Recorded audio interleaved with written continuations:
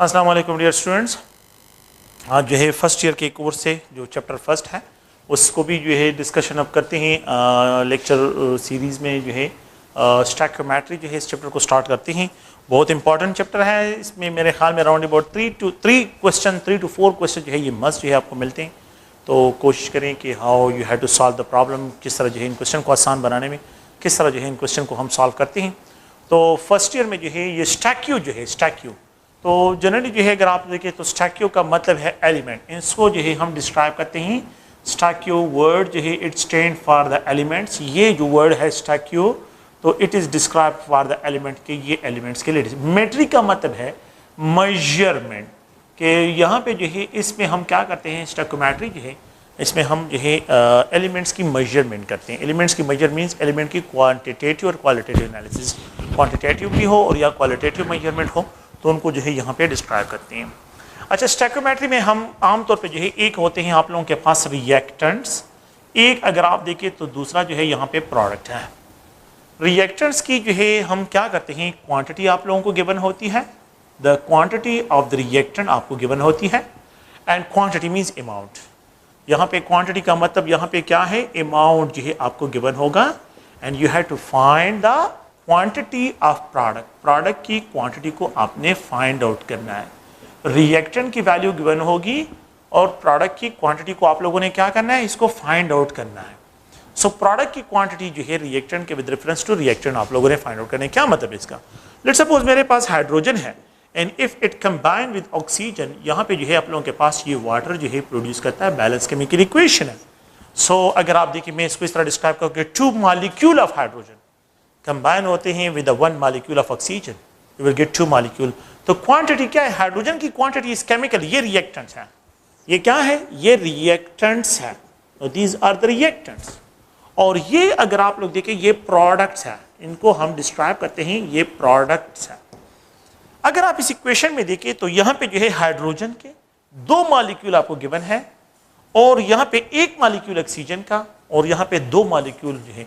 अगर मैं ये कहूँ कि मेरे पास 2 मॉलिक्यूल हाइड्रोजन के हैं, 2 मॉलिक्यूल हाइड्रोजन के हैं, 1 मॉलिक्यूल ऑक्सीजन का है, तो 2 मॉलिक्यूल ऑफ वाटर प्रोड्यूस होते हैं। अगर मैं आपको ये कहूँ ये क्वांटिटी ऑफ द रिएक्टेंट है और ये क्वांटिटी ऑफ द प्रोडक्ट के, ये 1 कंबाइन होकर 2 प्रोड्यूस करता है, ये प्रोडक्ट की क्वांटिटी है। अच्छा, मैं यहाँ पे एक दूसरा पॉइंट ये लिख देता हूँ कि लेट सपोज जो है यहाँ पे जो है ये अगर इसको मैं डबल कर लूँ, ये जो है डबल हो जाए तो 2 का डबल 4 आता है और 1 का डबल 2 जो है आ जाता है।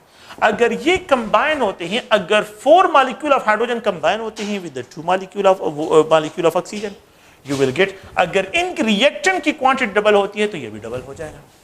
तो there is no complex mathematics, it's a simple points है। अगर ये क्वांटिटी रिएक्टेंट्स की क्वांटिटी इंक्रीज होती है तो डेफिनेटली प्रोडक्ट भी इंक्रीज होगा। अगर मैं यहाँ पे आपको ये कहूँ कि लेट सपोज ये ट्रू है, ये 20 हो, तो 20 के लिए मुझे कितने molecule of oxygen, 10 molecule of oxygen चाहिए। तो how many molecule of water will produce, 20 molecule of water will produce. ये सिंपल मैथमेटिक्स है एंड जस्ट ओनली जो है तो देखें कि ये क्वांटिटी में मुझे मॉलिक्यूल में गिवन है। अगर मैं इसको मोल में एक्सप्रेस करूं, 2 mole of hydrogen 1 mole of oxygen produces 2 mole of water. 2 mole of hydrogen, mole क्या है, क्वांटिटी है, ये भी क्वांटिटी को डिस्क्राइब करता है। The amount of the substance को डिस्क्राइब करने के लिए मोल को यूनिट को यूज करते हैं। तो if we have 2 mole, 1 mole produces 2 mole. If we double करते हैं 4 mole of hydrogen 2 mole of oxygen, you will get 4 mole of water.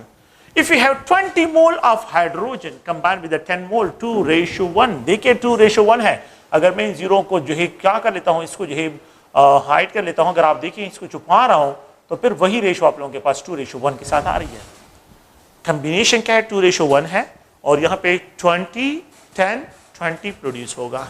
अगर मैं इसको यहाँ पे लिख दो 200 मोल, तो 100 मोल of oxygen, you will get 200 mole of water.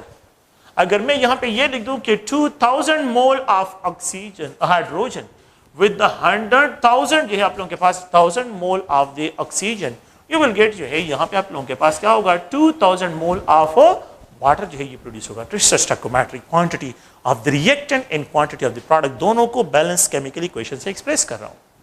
तो ये मोल के बेस पे मैंने डिस्कशन की है। मैं एक और पॉइंट से डिस्कशन कर रहा हूं कि ये 2 मोल्स ऑफ हाइड्रोजन है और ऑक्सीजन है और यहां पे 2 mole of water. 2 mole of hydrogen is equal to 4 gram, 1 mole of oxygen is equal to 32 gram, and you have to write 2 multiplied 18 gram.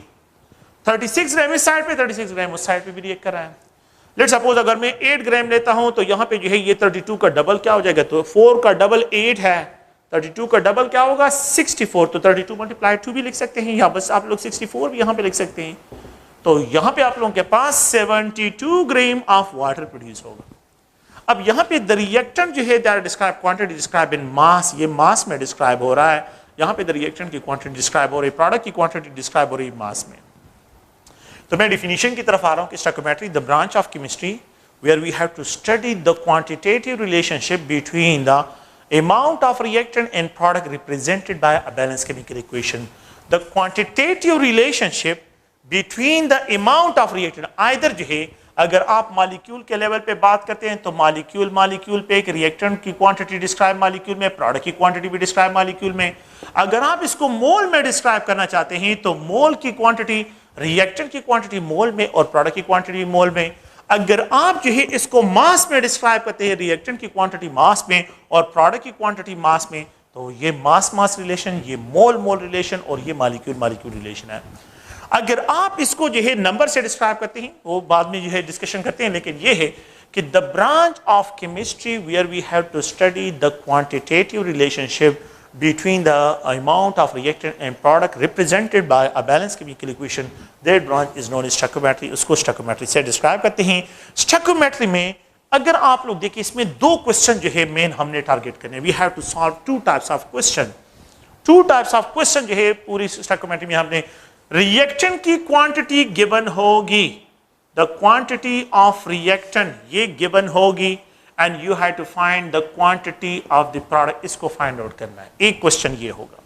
Second question ये है कि the quantity of the product जो है आप लोगों को given होगी, quantity of product ये क्या होगी, ये गिवन होगी, ये वैल्यू आप लोगों को गिवन होगी, and you have to find the quantity of the reactant की क्वांटिटी को आप लोगों ने फाइंड। ये 2 क्वेश्चन है जिनको आप लोगों ने क्या करना है, इस जो है चैप्टर में हमने डिस्क्राइब करने हैं। जितने भी क्वेश्चंस होंगे सब के सब जो है हमने इसी के बेस पे जो है सॉल्व करने हैं। लेट सपोज जो है इसका मतलब क्या है, मैं यहाँ पे एक क्वेश्चन लिखता हूँ और क्वेश्चन ये है कि इफ लेट सपोज इफ मैं यहाँ पे रिप्रेजेंट करता हूँ कि 2 moles of hydrogen are allowed to react, hydrogen gas are allowed to react with 1 mole of बल्कि 2 mole of chlorine gas, 2 mole of chlorine gas, ठीक है। How many moles of the product will be formed? So how calculate how many mole of product ये are formed, तो कितने मोल जो है product की formation होगी। तो आपको केमिकल इक्वेशन भी गिवन होगा, ये हाइड्रोजन है, if it combine with the chlorine you will gate जो है 2 हाइड्रोक्लोरिक एसिड। तो आप लोगों को बिल्कुल बैलेंस केमिकल इक्वेशन गिवन होगा और क्वेश्चन भी आपको गिवन होगा। देखिए क्वेश्चन ये है कि पहले तो इस पॉइंट को केमिकल इक्वेशन को देखिए, 1 मोल ऑफ हाइड्रोजन के लिए we need 1 mole of chlorine, तो it will produce 2 mole of hydrochloric acid.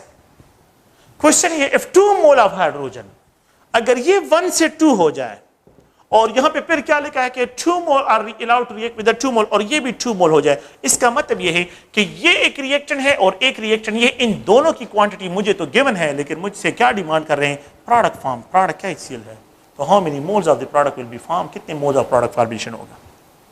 अगर ये क्वांटिटी 1 मोल 2 मोल प्रोड्यूस करता है, अगर मैं इनकी क्वांटिटी को डबल करता हूं तो ये भी डबल हो जाएगा, तो यू विल गेट 4 मोल। तो मतलब क्या है कि quantity of the reactant given है and you have to find the quantity of product. Product की क्वांटिटी जो है यहां पे आप लोगों ने फाइंड आउट करनी है। तो 1 मोल 2 मोल प्रोड्यूस करता है, 1 मोल 2 मोल प्रोड्यूस करता है, तो 2 मोल जो है वो 4 मोल प्रोड्यूस होगा। डेफिनेटली जब ये रिएक्टेंट की क्वांटिटी जो है डबल होगी तो प्रोडक्ट की क्वांटिटी भी डबल होगी। तो ये 2 मोल है, तो 2 mole of hydrogen if it is allowed to react with the 2 mole it will produce 4 mole of HCl जो है ये प्रोड्यूस करेगा, तो इट विल जनरेट 2। तो देखिए क्वेश्चन, पहला क्वेश्चन क्या है कि the quantity of the reactant आप लोगों को गिवन है and you have to find the quantity of product represented by balance chemical equation. Balance chemical equation आपको गिवन होगा। So the branch of chemistry where we have to study the quantitative relationship between the amount of reactant and product represented by a balanced chemical equation, ये जो है chemical equation। तो मैंने यहाँ पे क्या करना है, मेरे पास यहाँ पे ये reactant है इस साइड पे और ये product है। reactant की quantity मुझे given है, ये given है, और मैंने यहाँ पे product की quantity को find out करना है। Second point क्या है? Second point जो है यहाँ पे ये describe करते हैं। मैं एक another question इस तरह लिखता हूँ कि if let's suppose for the production of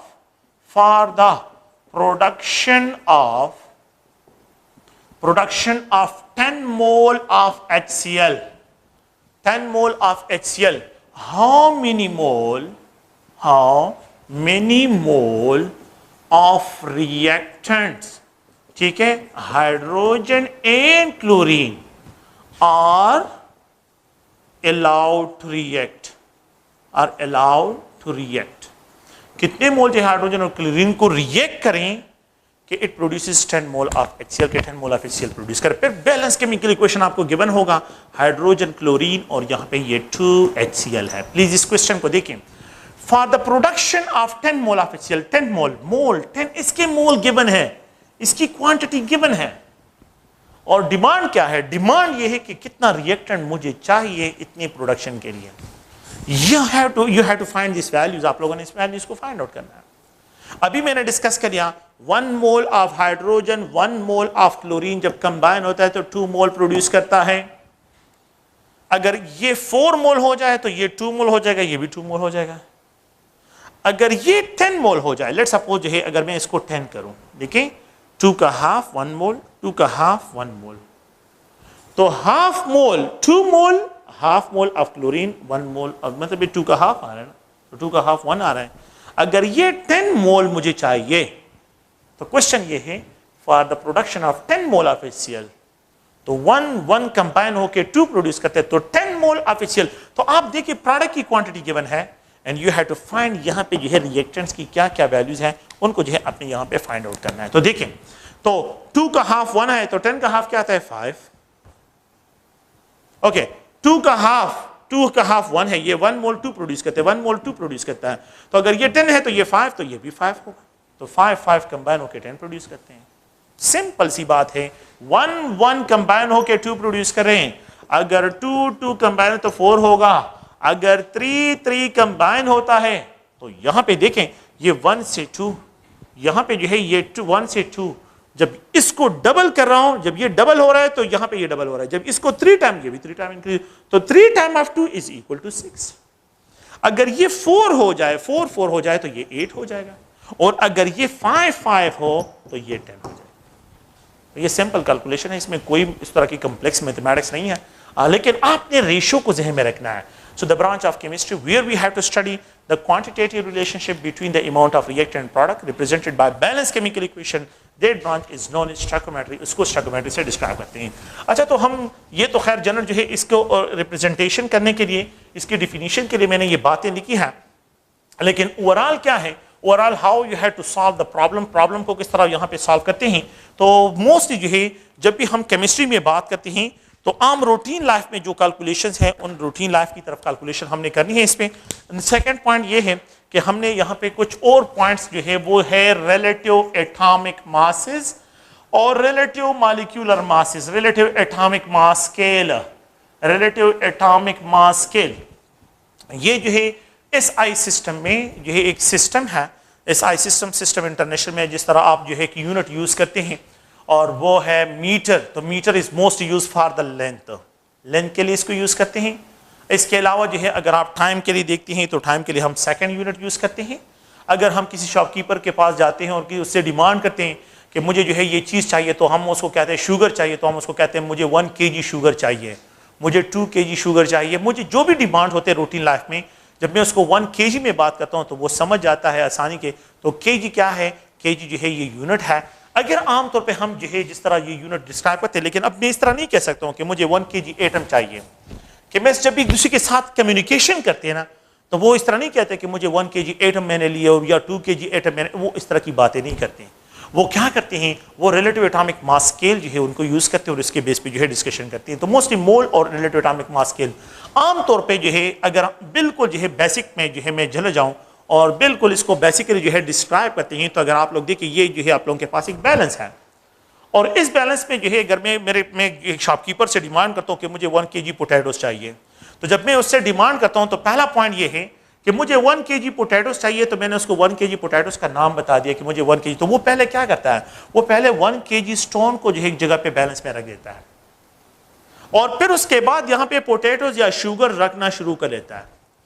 और जैसे ही जो है ये दोनों इक्वल हो जाते हैं ना, जिस पॉइंट पे ये इक्वल हो जाते हैं, मुझे तसल्ली हो जाती है कि यार ये जो है मेरे साथ कोई धोखा नहीं कर रहा है, इसने मुझे एग्जैक्ट 1 kg पोटैटोस ही दिया है या 1 kg शुगर दिया है। तो इस 1 kg स्टोन को जो है जो यहाँ पे यूज किया गया है, it is use as a reference standard, it is use as a reference, जिसको डेली लाइफ में हम क्या करते हैं, रेफरेंस स्टैंडर्ड यूज करते हैं। It is use as a reference standard, और इसके साथ थिंग्स को मैयर करते हैं। तो मैंने क्या कहा, 1 kg स्टोन, मुझे 1 kg शुगर चाहिए, तो मैंने जब उसको बता दिया तो वो पहले क्या करता है, देखें मैंने ये बता दिया, वो पहले 1 kg स्टोन को रख देता है, फिर उसके बाद पोटैटोस के नंबर डालता है, और जब ये डालते हैं जैसे ये बैलेंस हो जाए, जैसे ये इक्वल हो जाए, तो मुझे तो बिल्कुल जो है मतलब ये बैलेंस हो जाए, तो हम कहते हैं कि इसके 1 kg पोटैटोस की जो है अमाउंट है, वो भी जो है अब 1 kg 1000 ग्राम के बराबर है। एक क्वेश्चन, तो ये गिवन है, मैंने इसको क्या कर लिया, फाइंड आउट कर लिया। With the reference of this 1 kg stone, मैंने जो है पोटैटोस के मास को फाइंड आउट कर लिया। अब घर में जो है लेट्स सपोज जो है किसी जो है एक जमींदार है, उसके घर में बहुत ज्यादा है पोटैटोस, या शुगर उसके घर में ज्यादा है, तो उसके जो है जितनी जरूरियात है उससे ज्यादा है। अब वो शॉपकीपर के पास जाता है, और शॉपकीपर के पास जब चला जाता है उसको जो है देता है कि यार ये लो, और ये चीज जो है मेरे घर में ज्यादा है और ये आप लें, और ये जो है 10 kg है या 5 kg है या जो है 10 kg है, जितना भी वो बताता है। अब शॉपकीपर क्या करता है, शॉपकीपर जो है अपनी तसल्ली के लिए उसको जो है बैलेंस में रखता है। तो जब वो उसको कहता है, किसान कहता है कि 10 kg पोटैटोस है, तो वो पहले यहाँ पे पोटैटोस को रख देता है, पहले kg बैलेंस में पोटैटोस को यहाँ पे रख देता है। और ये जो है वो जनरली जो है किसान ने कहा है कि यार ये 10 kg पोटैटोस है, मैंने 10 kg पोटैटोस आपको दिए हैं, 10 kg है। अब ये मुझे जो है गिवन है, ये वैल्यू गिवन है, तो अब शॉपकीपर क्या करता है, एक 1 kg स्टोन रख देता है, फिर उसके बाद दूसरा डाल देता है, तीसरा डाल देता है, चौथा डाल देता है, पांचवा डाल देता है, 6, 7, 8, 9, 10। जैसे ये 10 kg स्टोन वो यहां पे कंप्लीट कर लेता है, और अगर ये इसके बराबर हो तो उसको तसल्ली हो जाती है कि नहीं ये मेरे साथ, ये किसान मेरे साथ धोखा नहीं कर रहा है। अब ये वैल्यू पोटैटोस की वैल्यू गिवन है, and you have to find the number of the 1 kg stone, 2, 3, 4, 5, 6, 7, ये number with reference to this find कर रहे हैं। The same situation with stoichiometry. Reactants जो है, जिस तरह मैंने यहां पे डिस्कस किया कि ये रिएक्टेंट्स है और ये प्रोडक्ट्स हैं, रिएक्टेंट्स की वैल्यू गिवन है, you have to find product. Second point में गिवन है, ये वैल्यू गिवन है, you have to find reactant की क्वांटिटी। ये दो क्वेश्चंस हैं। देखें, एक जगह पे 1 kg नाउन है, मैं पोटैटोस को फाइंड आउट करो, दूसरी जगह मुझे पोटैटो नाउन है, मैं kg को फाइंड आउट कर रहा हूं। सिर्फ जो है इनवर्स है, और इसमें कोई डिफरेंस नहीं है। इसी तरह साइंटिस्ट जब आते हैं और वो एटम्स की तरफ आते हैं, एटम्स की मेजरमेंट करते हैं, तो एटम्स को केजीज में डिस्क्राइब नहीं कर सकते, तो उनके लिए उन्होंने एक अनदर स्केल जो है साइंटिफिक लैंग्वेज, एक अनदर स्केल जो है उन्होंने ड्राइव किया, that is called relative atomic mass scale. Relative atomic mass scale. अच्छा, रिलेटिव एटॉमिक मास स्केल में ये kg का 1 kg स्टोन, मेरे ख्याल में आप लोगों ने जो है बैटरक में ये पढ़ा होगा कि ये जो है 1 kg स्टोन जो होता है, it is used as a reference standard, और ये प्लैटिनियम से बना होता है, और इसको जो है पेरिस के साइंटिफिक म्यूजियम में जो है वहां पे रखा हुआ है 25 डिग्री सेंटीग्रेड में। तो पेरिस में साइंटिफिक म्यूजियम है, और जितनी भी जो है इंटरनेशनल मेजरमेंट होती है, यूनिट्स होते हैं, वो सब के जो रेफरेंस स्टैंडर्ड होते हैं वहां पे उन्होंने स्टोर किए हुए हैं। तो वहां पे जो है उन्होंने स्टोर किया हुआ है, और वहां पे जो है इसी तरह रिलेटिव एटॉमिक मास स्केल में जो है, जो एटॉमिक मास स्केल है, साइंटिस्ट जो है एटम के मासेस को फाइंड आउट करने के, एलिमेंट के एटम के मासेस को फाइंड आउट करने के लिए उन्होंने रिलेटिव एटॉमिक मास। अच्छा, रिलेटिव का मतलब क्या है? मैं यहां पे रिलेटिव में ये है कि एक रेफरेंस स्टैंडर्ड होगा, और इस रेफरेंस स्टैंडर्ड के साथ अननोन की क्वांटिटी को आप मेजर करते हैं, रिलेट करते हैं। रिलेट करना, इसके मास के साथ पोटैटोस के मास को मैं रेफरेंस स्टैंडर्ड रिलेट कर रहा हूं। रिलेटिव का मतलब ये है। अब अगर मैं यहाँ पे जो है जिस तरह 1 kg स्टोन, तो उन्होंने साइंटिस्ट ने एटॉमिक मास स्केल में जो है कार्बन को is use as a reference standard, carbon को जो है उन्होंने as a reference standard use किया हुआ है। So the carbon atom is use as a reference. 1 carbon 12 atom, 1 carbon 12 isotope, carbon 12 isotope की बात कर रहा हूं, जिसमें 6 प्रोटॉन, 6 न्यूट्रॉन, 6 इलेक्ट्रॉन्स होते हैं। तो ये जो है that is equal to 12 atomic mass unit के बराबर है। 1 atomic mass unit is equal to, और 1 carbon 12 atom is equal to 12 atomic mass unit. Please इसको देखें, अगर हम आमतौर पे देखें तो एक दर्जन में 12 नंबर्स होते हैं, एक दर्जन में 12 नंबर्स होते हैं, एक दर्जन में एक दर्जन में 12 नंबर्स होते हैं। एक कार्बन 12 एटम में 12 एटॉमिक मास यूनिट्स होते हैं। अगर मैं ये कहूं कि a single atomic mass unit में कितने कार्बन 12 एटम्स होंगे, तो वी कैन आल्सो डिस्क्राइब कि ये क्रॉस हो जाएगा और ये, तो 1 atomic mass unit is equal to 1/12 part of carbon 12 atom. 1/12 मैंने क्रॉस कर लिया, तो it is equal to 1/12 part of carbon 12 atom. तो जो एटॉमिक लेवल है, माइक्रोस्कोपिक दुनिया है, माइक्रोस्कोपिक दुनिया, मैक्रो नहीं माइक्रो, माइक्रोस्कोपिक दुनिया में जब भी एक एटम के लेवल पे हम बात करते हैं तो उसके लिए एटॉमिक मास स्केल यूज करते हैं और it is use as a reference standard. तो आप लोग देखें, जिस तरह हम जो है एक दर्जन है, तो एक दर्जन में 12 नंबर, अगर मैं यहां पे लिखूं कि एक नंबर में कितने दर्जन होंगे, अ सिंगल नंबर में 1/12 ऑफ दर्जन नंबर होंगे, 1/12 पार्ट ऑफ दर्जन होंगे। अ सिंगल नंबर में कितने दर्जन होंगे, 1/12 पार्ट ऑफ दर्जन होंगे। बिल्कुल इसी तरह कि एक कार्बन 12 एटम में 12 एटॉमिक मास यूनिट होते हैं, तो एक ही म्यू में 1/12 कार्बन 12। अब क्या करता है, देखिए पास में प्लीज, ये तो मैं रेफरेंस स्टैंडर्ड यूज करता हूं, लेकिन it is use for the atom mass scale में जो है एटॉमिक जो एटॉमिक मास स्पेक्ट्रोमीटर हमने डिस्कस किया था, तो वहां पे हमने इसको डिस्कस करना था, वहां पे हमने इसको डिस्क्राइब किया था, वो अगर आप लोगों को याद हो, रिलेटिव एटॉमिक मास स्केल वहां पे जो है मतलब प्रेजेंट होता है। अगर आप लोग देखें, अब मैं ये जनरल बैलेंस ले रहा हूं, it is use as a reference standard, ये रेफरेंस स्टैंडर्ड है। 1 AMU is equal to 1/12 part of carbon 12 atom. 1 AMU is equal to 1/12 part of carbon 12 atom. ये 1/12 part of carbon 12 atom है। मैं क्या करता हूं, मैंने एक एटम को यहां पे रख दिया, ये पोटैटो नहीं है, एक एटम है। अब मैं एटम के लेवल की दुनिया में आ जाता हूं। एक एटम को यहां पे रख दिया और इसके मास को मेजर करने के लिए मैंने एक 1/12 ऑफ कार्बन 12 एटम यहां पे डाल दिया है। 1/12 कार्बन 12 एटम का पार्ट जो है वो मैंने यहां पे डाल दिया। अगर ये दोनों बैलेंस हो जाए, what will be the mass of this, ये इसका तो मुझे पता है कि ये 1 AMU के बराबर है। अगर ये दोनों एक सिंगल 1/12 ऑफ कार्बन 12 मैंने बराबर ऐड कर लिया और ये दोनों बैलेंस हो जाए, इसका मतलब है इस अननोन एलिमेंट का जो मास होगा वो 1 AMU के बराबर है। जिस तरह मैं यहां पे लिख देता हूं कि मेरे पास जो है यहां पे पोटैटो पड़े हैं, ये पोटैटोज हैं, पोटैटोज, और मैं यहां पे 1 kg स्टोन रख देता हूं, और अगर ये 1 kg स्टोन यहां पे मैंने रख दिया है और ये जो है बराबर हो जाए, तो इसका मास क्या होगा, 1 kg के बराबर होगा कि नहीं। बिल्कुल इस तरह एक एटम मैंने यहां पे रख दिया है और एक एलिमेंट का एक एटम यहां पे रख दिया और यहां पे 1/12 ऑफ कार्बन 12 एटम एक यहां पे डाल दिया और ये दोनों बैलेंस हो जाए, इसका मतलब ये हुआ कि इस एटम का मास 1 AMU के बराबर है। अगर मैं एक अननोन एलिमेंट को यहां पे रख देता हूं, उसका एटम यहां पे रख देता हूं, मैं एक 1/12 ऑफ कार्बन 12 एटम यहां पे रख दूं, नॉट बैलेंस। मैं दूसरा रख दूं, नॉट बैलेंस। तीसरा रख दूं, नॉट बैलेंस। फोर्थ वन रख दूं, मैं 10 1/12 ऑफ कार्बन 12 एटम यहां पे रख दूं, ये बराबर हो जाए। What will be the mass of this unknown element, 10 atomic mass unit के बराबर होगा। So the relative atomic mass scale को हम क्या करते हैं, डिफाइन इस तरह करते हैं, इस तरह हम जो है डिस्क्राइब करते हैं। देखिए 1/12 पार्ट कि the mass of an atom, the mass of an atom of an element, एक एलिमेंट का एक एटम का mass that relate with the 1/12 part of carbon 12 atom, ठीक है, is known is the relative atomic mass के लिए उसका relative atomic mass जो है डिस्क्राइब होगा।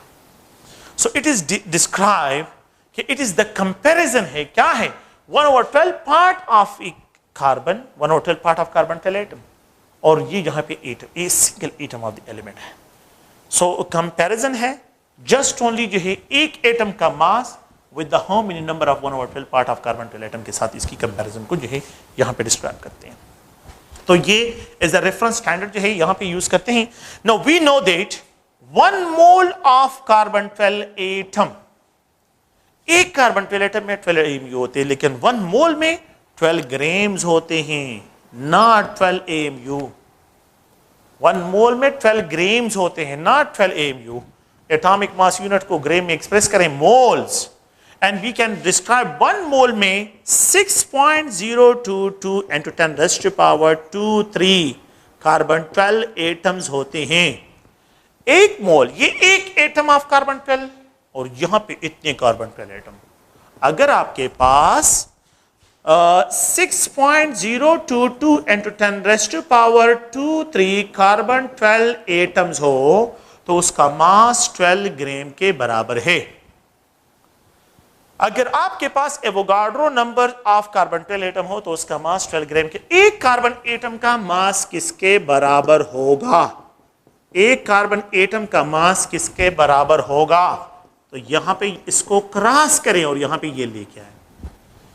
तो a single carbon 12 atom is equal to 12 gram divide by 6.022 × 10⁻²3 इसके बराबर है। ये इक्वेशन नंबर 1 है और ये इक्वेशन नंबर 2 है। देखें equation 1, now putting the value of equation 1 in equation 2, sorry, equation 2 in equation 1, 1 AMU is equal to 112 multiplied, देखें 112 multiplied, ये 1 कार्बन 12 एटम इसके बराबर, ये 1 कार्बन 12 एटम है कि नहीं? तो 1 carbon 12 atom is equal to 12 gram divide by 6.022 × 10⁻²3 है। वी कैन कैंसल, यहां पे कैंसल हो जाएगा। 1 atomic mass unit is equal to 1 gram divide by 6.022 × 10⁻²2। इन दोनों का रेशियो निकालें, 1.64 × 10⁻⁻2 जो है यहां पे 24 ग्राम इसके बराबर है। ठीक है, तो यहां पे अगर 1.6 × 10⁻⁻24 ग्राम के बराबर है, इतने ग्राम्स होते हैं। तो एक एटॉमिक मास यूनिट जो है मास में ग्राम में 1.6 × 10⁻⁻24 ग्राम के बराबर है। ये आप लोगों के पास इसके पॉइंट है। ये एक एटॉमिक मास यूनिट इतने ग्राम के बराबर है। अगर आप लोग देखें, मैं इसको जनरली जो है यहाँ पे डिस्क्राइब करता हूँ क्योंकि अक्सर इस तरह के पॉइंट भी आ जाते हैं। 1 atomic mass unit is equal to 1.6 × 10⁻⁻27 kg के बराबर है। 1 atomic mass unit is equal to 1.6 × 10⁻⁻24 gram के बराबर है। 1 atomic mass unit is equal to 1.6 × 10⁻⁻21 milligram के बराबर है। मिलीग्राम में जो है हर एक में 3 का डिफरेंस आ रहा है। 1 AMU is equal to 1.6 × 10⁻⁻18 microgram. 1 atomic mass unit is equal to 1.6 × 10⁻⁻15 nanogram. 1 atomic mass unit is equal to 1.6 × 10⁻⁻12 nano जो है picogram. And 1 atomic mass unit is also equal to a mass of a single proton. 1 atomic mass unit is also equal to a mass of a single neutron. 1 atomic mass unit is also equal to a single hydrogen atom. A single hydrogen atom के बराबर होता है। ठीक है, तो ये सब के सब अगर आप देखें, एक hydrogen atom 1 atomic mass unit, एक न्यूट्रॉन का मास 1 एटॉमिक मास यूनिट, एक प्रोटॉन का मास 1 एटॉमिक मास यूनिट। तो अगर 6 प्रोटॉन हो तो 6 एटॉमिक मास यूनिट, अगर 10 प्रोटॉन हो तो 10 एटॉमिक मास यूनिट। और इसमें इतने केजीज होते हैं, इतने ग्राम्स होते हैं, इतने मिलीग्राम्स होते हैं, इतने माइक्रोग्राम्स होते हैं, इतने नैनोग्राम्स होते हैं, इतने पाइकोग्राम्स होते हैं, इतने प्रोटॉन्स होते हैं, इतने न्यूट्रॉन्स होते हैं और इतने हाइड्रोजन एटम्स के लिए डिस्क्राइब होते हैं। तो ये अगर आप लोग देखें जनरल जो है रिलेटिव एटॉमिक मास स्केल में जो है हम इस तरह डिस्क्रिप्शन करते हैं कि यहाँ पे 1/12 पार्ट ऑफ कार्बन 12 एटम के साथ इनकी कंपैरिजन करते हैं। So the number of atomic mass unit, number of atomic mass unit, the how many atomic mass unit, बल्कि इस तरह भी लिख सकते हैं हाउ मेनी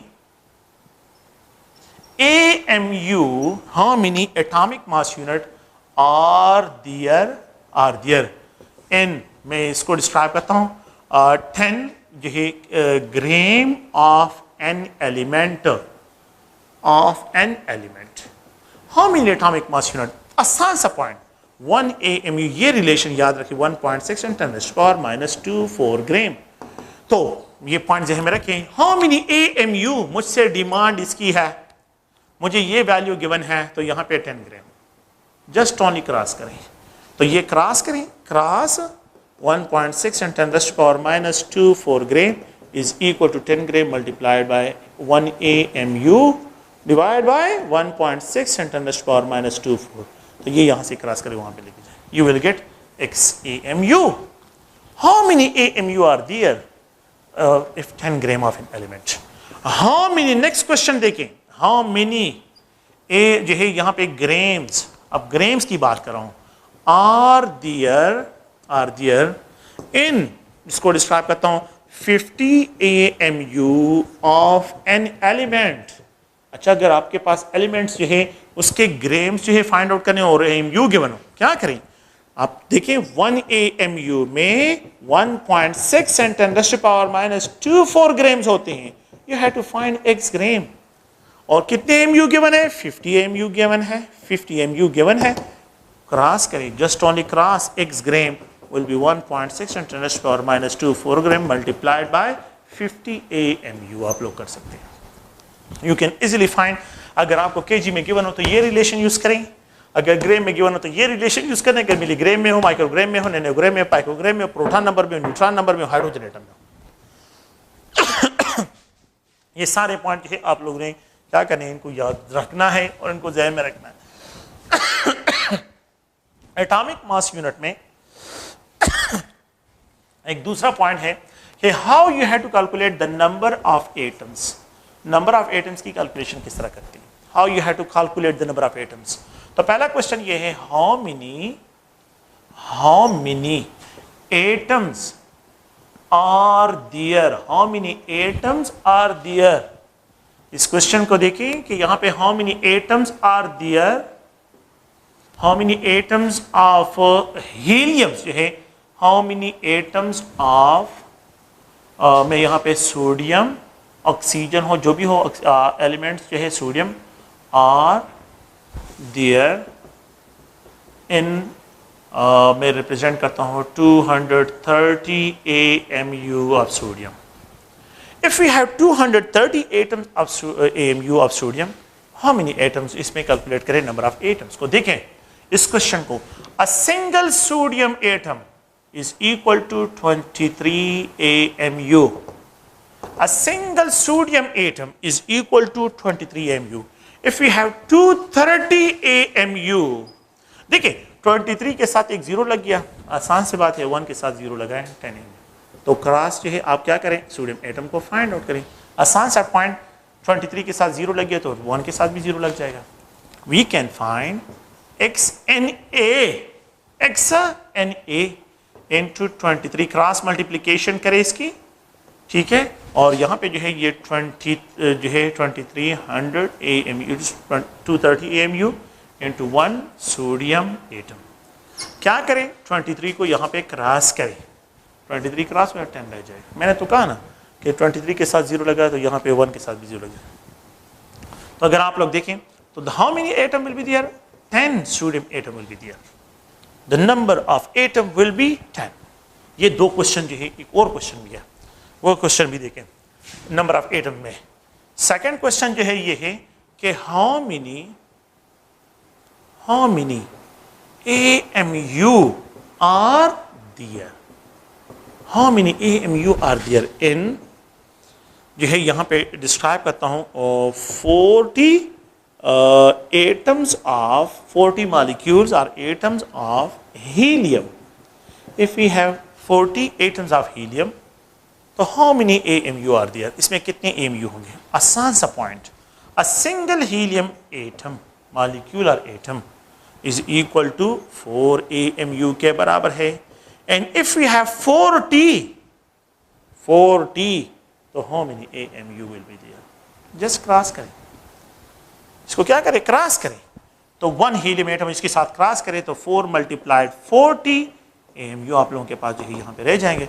तो ये राउंड अबाउट जो है अगर आप देखें तो ये 160 AMU जो है आपके पास होंगे। तो एक में जो है 4 AMU होते हैं, तो 10 में जो है 40 हो जाएंगे। 20 में जो है अगर इसको 20 कर लेता हूँ तो 40 से जो है ये 80 हो जाएंगे।